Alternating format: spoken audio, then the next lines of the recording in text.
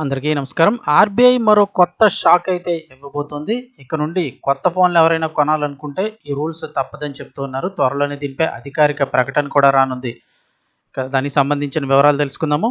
Video పూర్తిగా చూసి తప్పకుండా ఒక లైక్ చేయండి. వివరాల్లోకి వెళ్ళిపోతే రానున్న రోజుల్లో భారీ సేల్స్ అయితే ఉంది. ఇక క్రెడిట్ కార్డుతో మొబైల్స్ కొనుగోలు చేసుకునే వారికి ఆర్‌బీఐ ఇప్పుడు షాక్ ఇవ్వబోతున్నట్లు తెలుస్తోంది.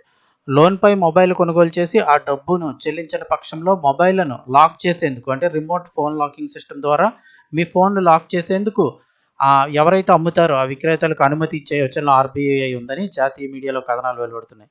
అయితే ఎవరైతే ఈఎంఐలు కట్టరో అలాంటి మొండి బకాయిలను తగ్గించే చర్యల్లో భాగంగా ఆర్‌బీఐ ఈ నిర్ణయం తీసుకోబోతోందని జాతీయ మీడియాలో కథనాలు వెలువడుతున్నాయి.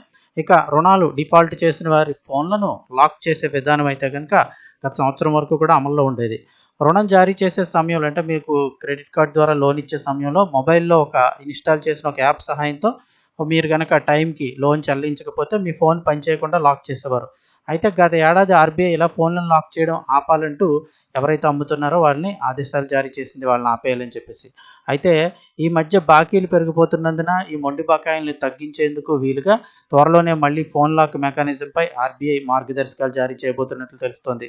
ఎవరైతే ఈ రుణదాతలు ఉంటారంటే ఈ లోన్స్ ఇస్తారో వారితో చర్చల అనంతరం ఈ నిర్ణయంపై అధికారిక ప్రకటన వెలువడే అవకాశాలున్నాయని జాతీయ మీడియా పేర్కొంది. ఈ విధానం గనక అమల్లోకి వస్తే వినియోగదారుల హక్కులు, గోప్యత సంగతి ఏంటని ఆందోళన వ్యక్తమవుతున్నాయి. అంటే మరి వ్యక్తిగత గోప్యతపై అందరికీ టెన్షన్ నెలకొంది. ప్రైవేట్ ఫోటోస్ లేదంటే వారి యొక్క సమాచారాలన్నీ phone locks, passwords, bank details అన్నీ ఉంటుంటాయి కదా! మరి వాటి పరిస్థితి ఏది?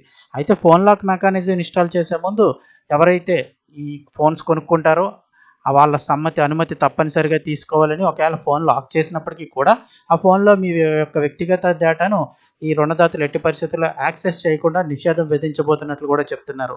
హోమ్ క్రెడిట్ ఫైనాన్స్ 2024లో చేసిన అధ్యయనం ప్రకారం మన దేశంలో మూడో వంతుకు పైగా వినియోగదారులు మొబైల్ ఫోన్లతో సహా ఎలక్ట్రానిక్ వస్తువులను చిన్న మొత్తాల రుణాలపైన కొనుగోలు చేస్తున్నట్లు వెల్లడైంది. ఇక్కడ ఇంకో ఆశ్చర్యకరమైన విషయం ఏంటంటే 1.4 బిలియన్ జనాభా ఉన్న మన దేశంలో 1.16 బిలియన్ మొబైల్ కనెక్షన్లు ఉన్నాయని టెలికాం రెగ్యులేటరీ పేర్కొంది. అంటే జనాభా కంటే మన దేశంలో ఫోన్ కనెక్షన్లే ఎక్కువ ఉన్నాయి.